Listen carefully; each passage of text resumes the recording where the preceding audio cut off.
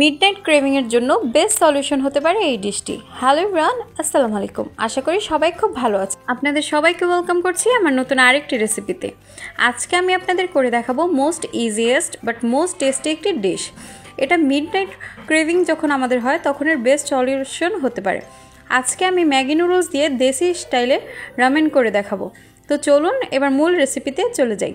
আমি এখানে কিছু ভেজিটেবল কেটে নিয়েছি। ভেজিটেবলের মধ্যে আমি নিয়েছিলাম গাজর, বাঁধাকপি আর ফুলকপি, সাথে কিছু কাঁচামরিচ।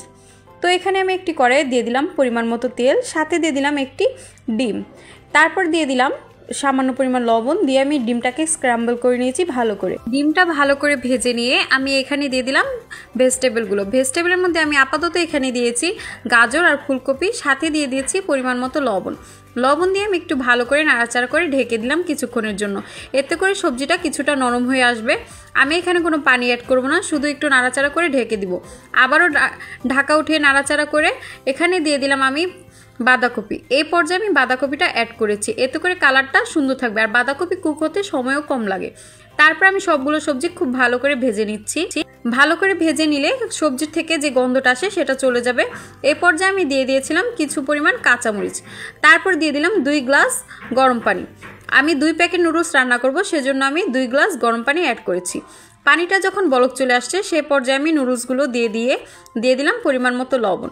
এরপর ভালো করে নাড়াচাড়া করে ওয়েট করব নুডলসটা সিদ্ধ হওয়া পর্যন্ত। দেখেন আমার নুডলসটার ঠিক কতটা সুন্দর কালার এসেছে। আমার হাজব্যান্ডের খুবই পছন্দের খাবার এটি। সে যেহেতু অনেক রাত করে বাসায় আসে, তখন তার ভাত খেতে একটু মনে চায় না, তখন তার বায়না থেকে এরকম কিছু খাবে। তো প্রায় আমি এক্সপেরিমেন্ট করে নতুন নতুন রেসিপি করার চেষ্টা করি। তো ভাবলাম আজকে আপনাদের সাথে শেয়ার করি, তাই ক্যামেরাটা অন করে নিলাম। তো এই পর্যায়ে আমি দিয়ে দিলাম 1 চা চামচের মতো সয়া সস, সাথে দিয়ে দিলাম পরিমাণ মতো টমেটো কেচাপ। আপনারা আপনাদের পছন্দ মতো সসটা অ্যাড করে নেবেন। তারপর খুব ভালো করে নাড়াচাড়া করে এই পর্যায়ে দিয়ে দিলাম কিছু পেঁয়াজ কলি, মানে স্প্রিং অনিয়ন যেটা আছে সেটা দিয়ে আমি একটু নাড়াচাড়া করে ভালো করে মিক্স করে নিলাম। আপনারা কিন্তু চুলার হিটটা একদম লো রাখবেন, নতুবা সবজির কালারটা নষ্ট হয়ে যাবে। তারপরে এখানে অ্যাড করে নিলাম নুডলসের যে মশলাটা আছে, সেই মশলা আমি 2 প্যাকেটই দিয়ে দিয়েছি এখানে। দিয়ে খুব ভালো করে নাড়াচাড়া করে নিলাম, মিক্স করে একদম চুলাটা অফ করে নিচ্ছি। আর বেশি জ্বাল